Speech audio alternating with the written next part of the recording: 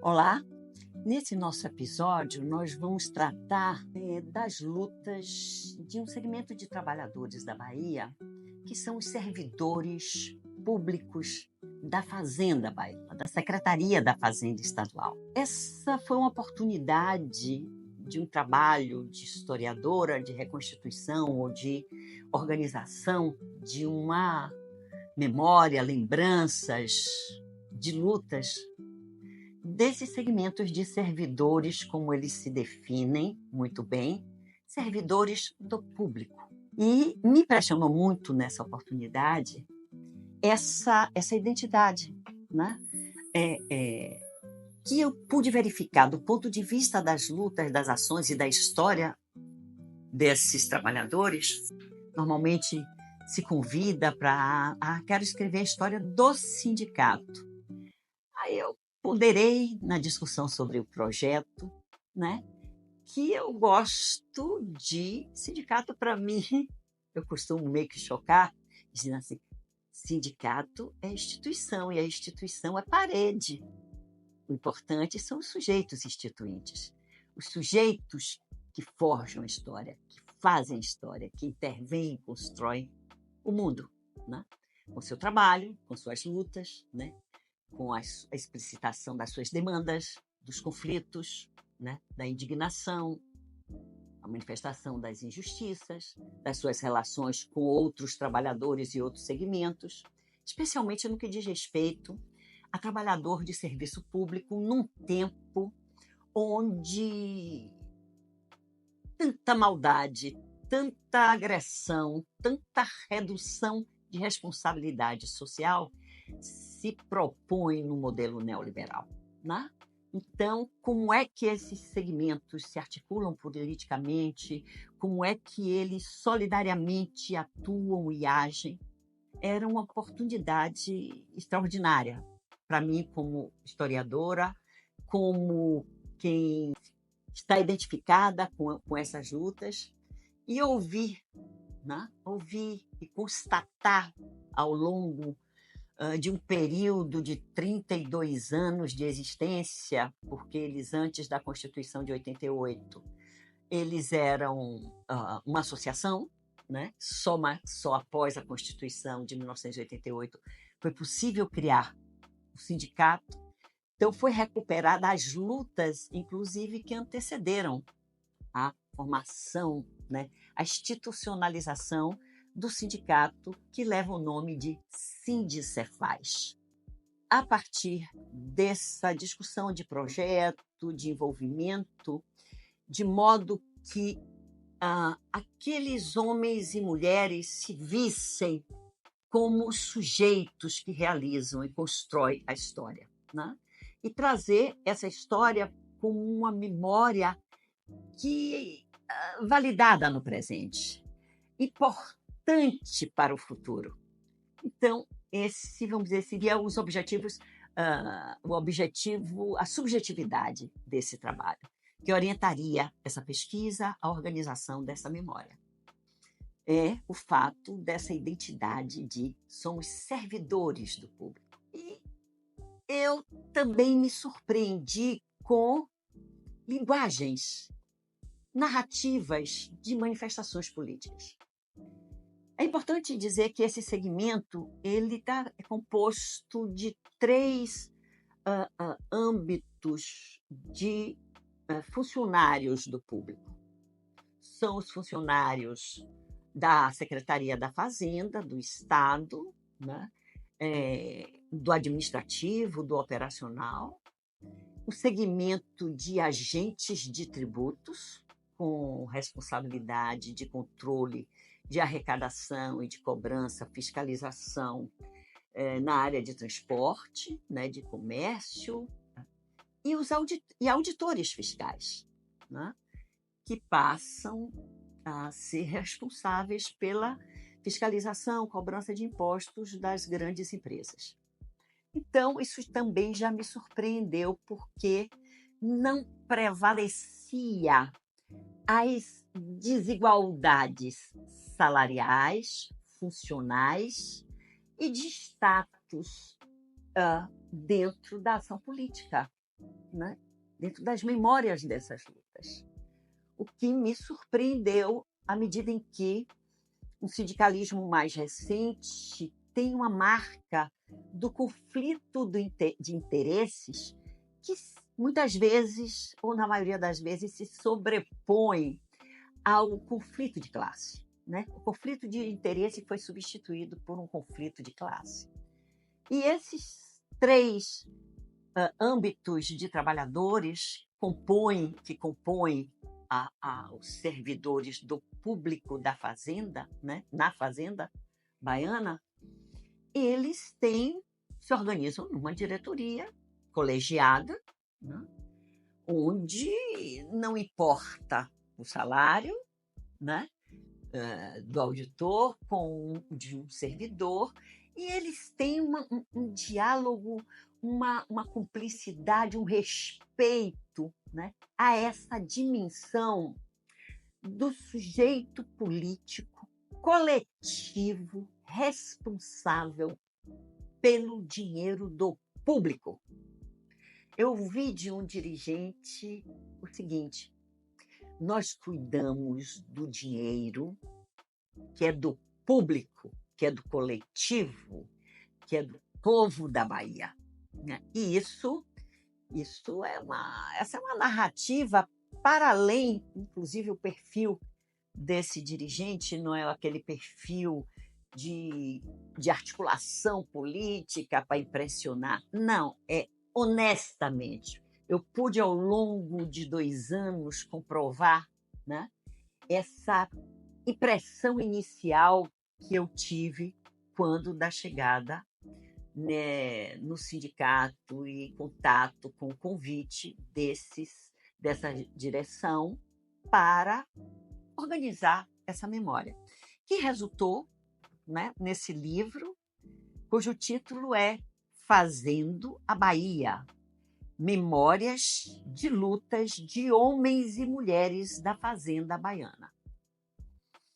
Muito bem, como nós estamos dando destaque ou privilegiando ou sublinhando a importância da cultura nas manifestações políticas, eu pude registrar, organizar não só fotos, boletins, depoimentos e documentos tais como uma coleção fantástica de calendários, né? Calendários, 20 anos de calendários ou 22 anos de calendários, onde a memória é sempre renovada a cada ano.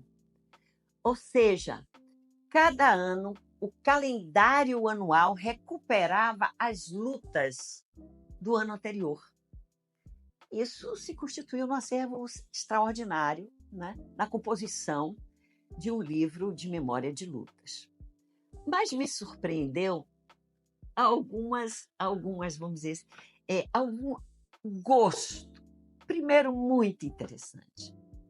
As conversas, os piquetes, as manifestações sempre aconteciam mesmo no centro administrativo, na porta da Secretaria da Fazenda, com café da manhã, com comida. Então, a comida fazendo parte do banquete da festa, da ação política, né? Então, a ação política tem um banquete com um bom café da manhã, compartilhado com militantes, com funcionários de toda a ordem.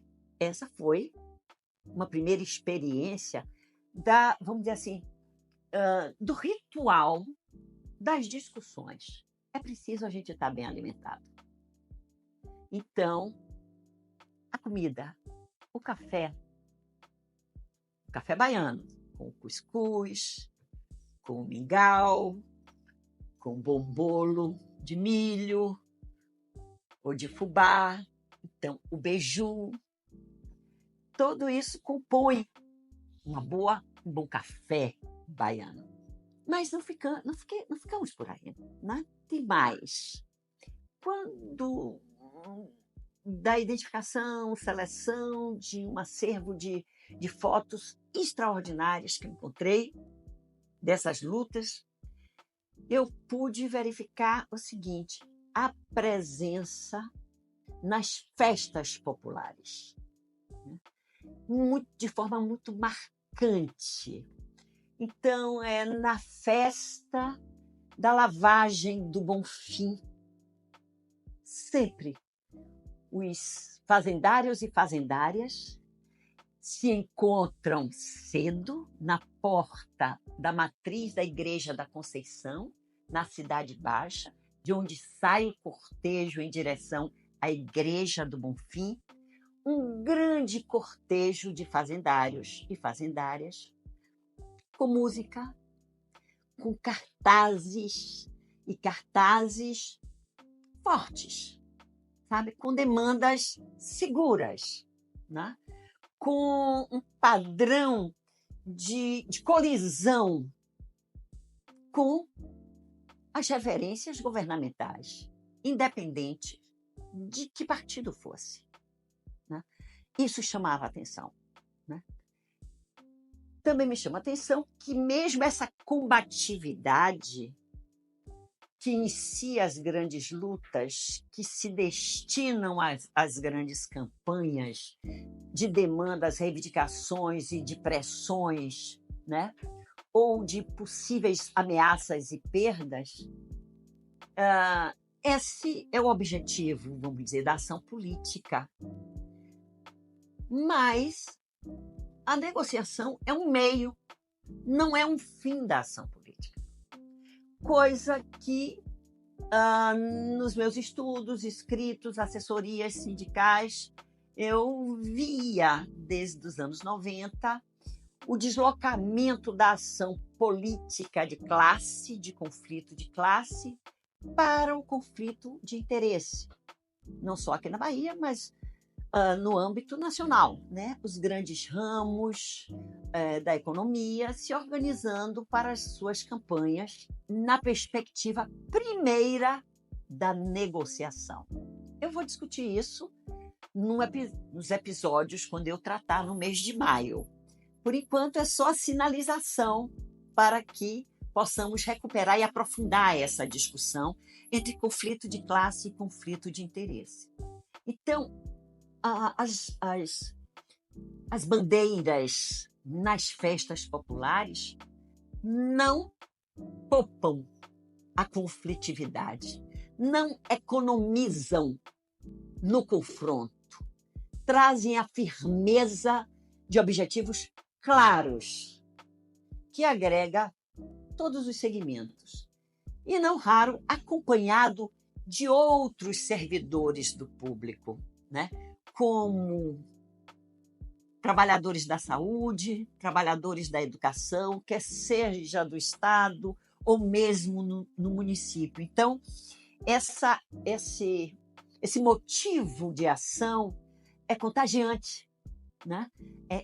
Dialoga, convida, convoca, integra outros segmentos também de trabalhadores enquanto servidores conscientes do público.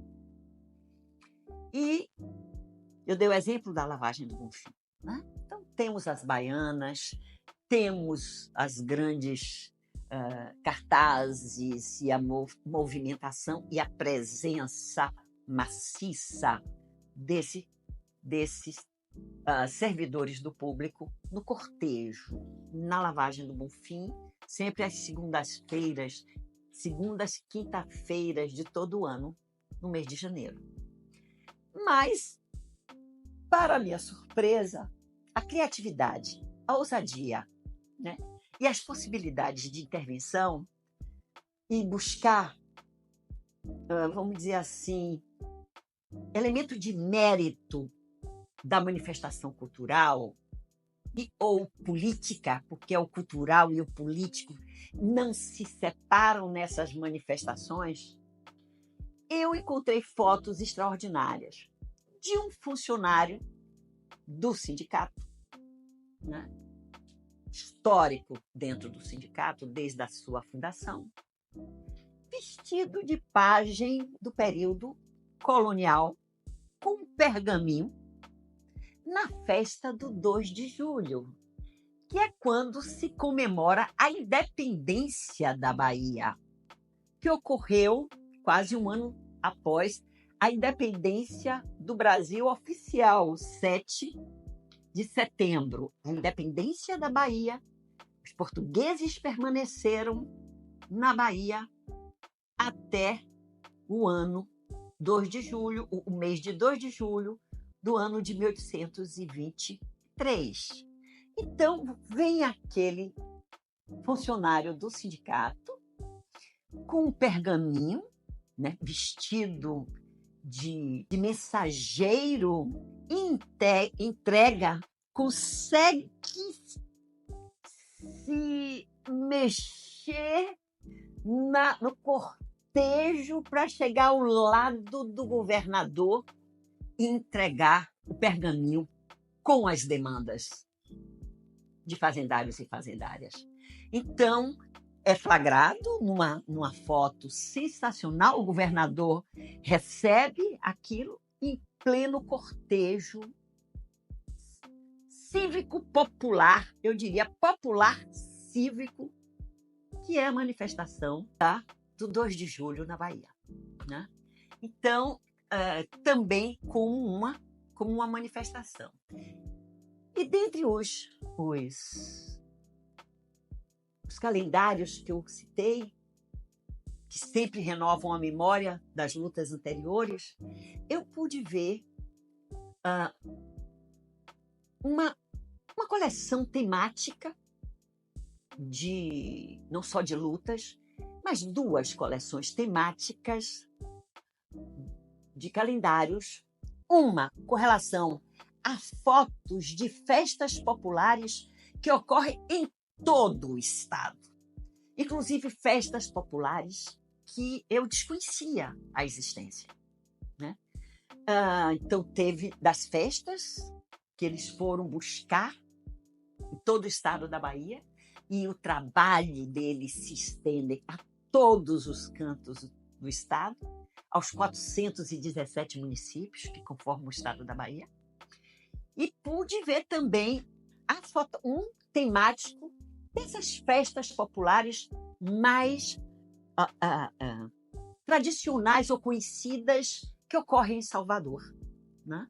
Como a lavagem do Bonfim e a do 2 de julho, né? Onde também se faz presente representações de músicos, de indígenas, de estudantes, de escolas, de bandas, de todos os cantos do estado da Bahia. Então, é muito importante a comida, a festa, né? As cores. Cada grande movimento tem uma cor de camisa. É amarela, é azul. Eles conseguiram identificar luta pelas cores das camisetas que eles faziam. E não ficam de fora as ações, né, que chegam até lideranças indígenas, que procuram nesse sindicato, né, o apoio, a solidariedade, a identidade de luta do povo baiano. Eu encontro vocês no próximo episódio.